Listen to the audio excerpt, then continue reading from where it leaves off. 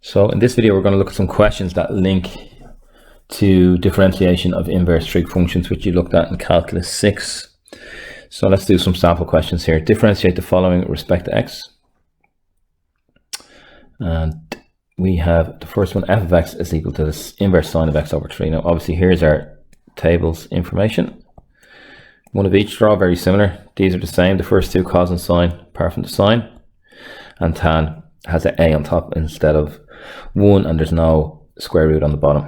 So inverse sine of x over a. So this is my x and this is my a.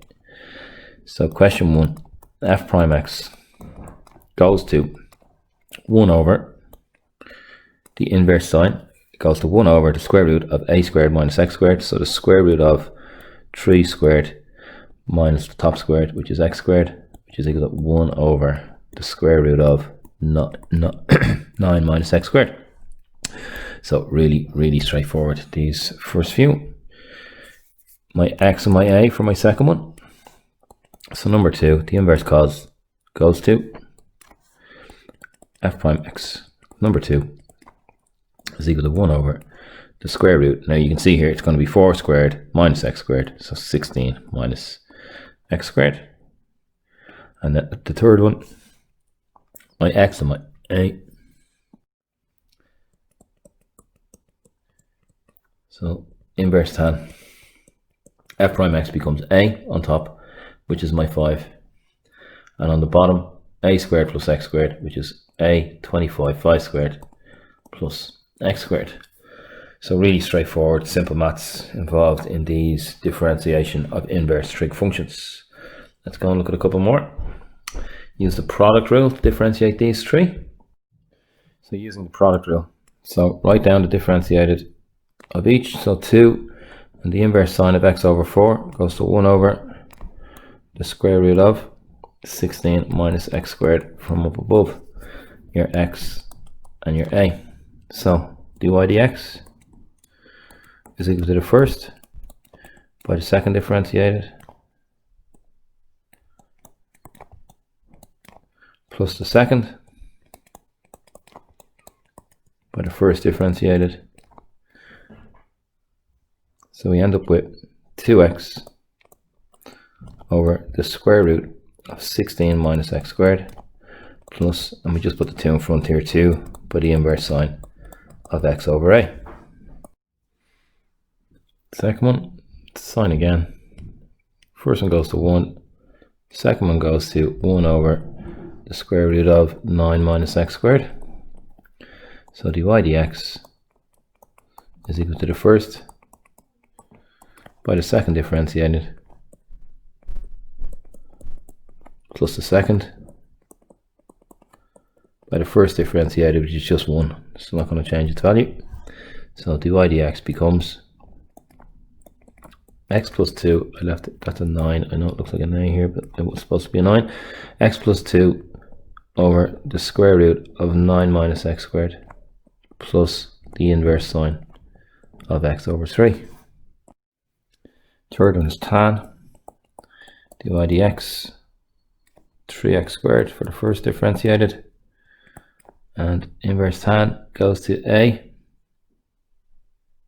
which is 3 over the square root of a squared plus x squared, which is 9 plus x squared, or x squared plus 9.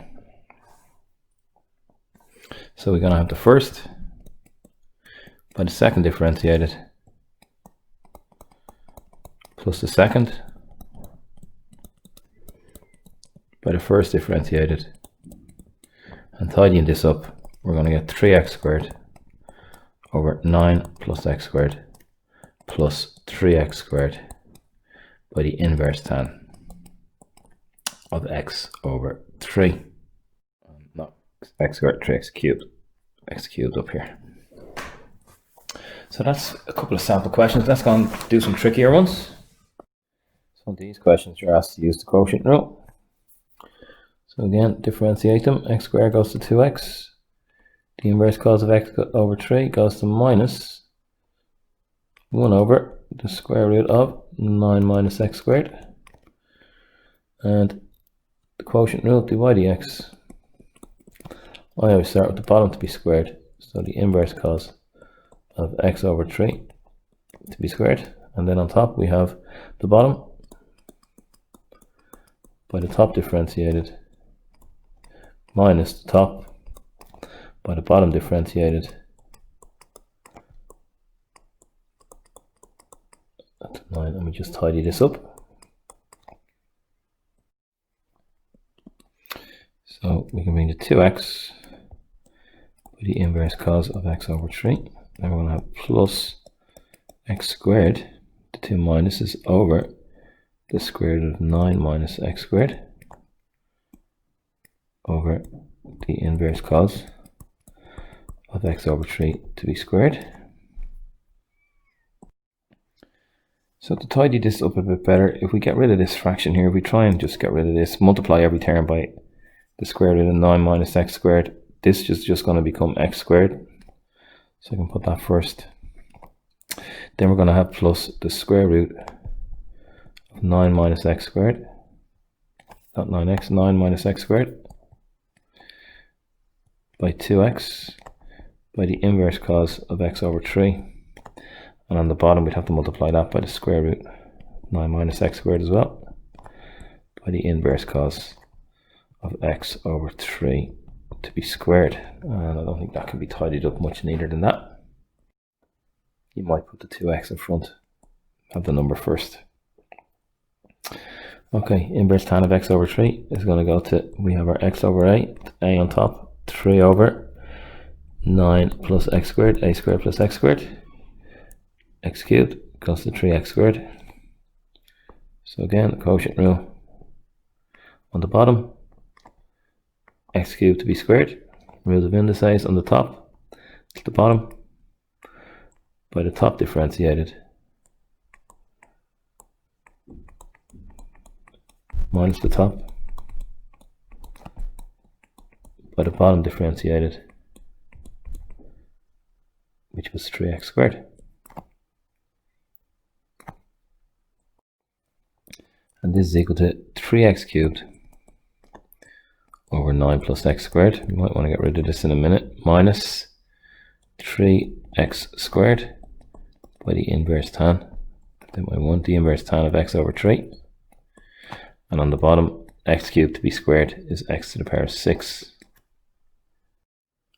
Now there's an x squared in each term, but if I get rid of the 9 plus x squared first, I'm going to get 3x cubed minus 3x squared by 9 plus x squared by the inverse tan of x over 3. On the bottom I'm going to have 9 plus x squared by x to the power 6. I can divide every term, this one by x squared, this one by x squared, just one of the products, and this one by x squared. So divide by x squared, and that tidies it up a bit more. 3x minus 3 times 9 plus x squared by the inverse tan of x over 3 divided by x to the power of 4 times 9 plus x squared. Don't think we can do any more with that. And the last one of these quotient rules, y is equal to x cubed, or the inverse sign, over the inverse sign of x over 3. So the top goes to 3x squared, and the bottom goes to 3 over the square root of 9 minus x squared. Have those rules in front of you every time you're applying them. So divide the x for this one. Becomes the bottom to be squared, the inverse sine of x over 3 to be squared, and on top we have the bottom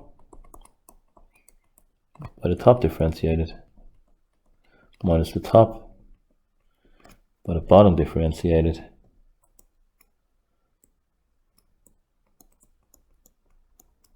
and if we tidy this up, just tidy it up first, it's going to be 3x squared by the inverse sine of x over 3 minus x cubed, sorry, minus 3x cubed.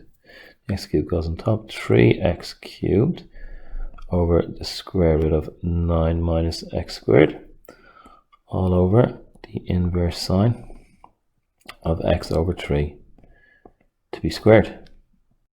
And as I'm saying, have the rules in front of you. I can just identify here that I put a 3 there instead of a 1. Haven't done the tan in the last question, so just be careful.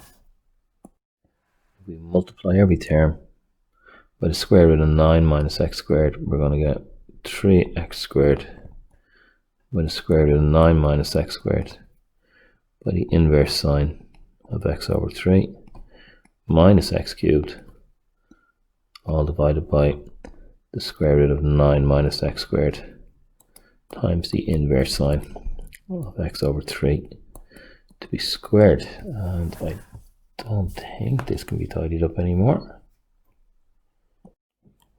The final three in this video, if you're asked to differentiate the inverse sine of 4x over 1, you can use the chain rule, which the book goes into, but I think it's easier just to put 4x over 1. And then we've got f prime x is equal to 1 over the square root. We have our x over a. So it's 1 squared minus 4x to be squared, and then we multiply by the differentiated angle, which is 4. So we're going to end up with 4 over the square root of 1 minus 16x squared. Again, in this one, differentiated angle is going to give 2. So f prime x is equal to, well, we have a, my x over a. So on top we have a, which is going to be a 1. And that's over a squared plus x squared, 1 squared plus 2x to be squared. And then with a differentiated angle of 2, so we're going to end up with 2 over 1 plus 4x squared. Similarly with this one, we differentiate the angle here, we're going to get 3x squared. So f prime x is equal to, it's a minus when we're differentiating cos. We have our x over a again. So on top we have 1, and on the bottom we have the square root of a squared, which is 1 squared minus x squared, which in this case is x cubed plus 3 to be squared. And then multiplying by the differentiated angle, we're going to get 3x squared. And we wouldn't have to square out the bracket in this case, so I'd say we can just leave this as f prime x is equal to 3x squared over the square root of 1 minus x cubed plus 3 to be squared. So that's it. Practice a few more of these inverse trig functions to master them before moving on to the exponential and log function.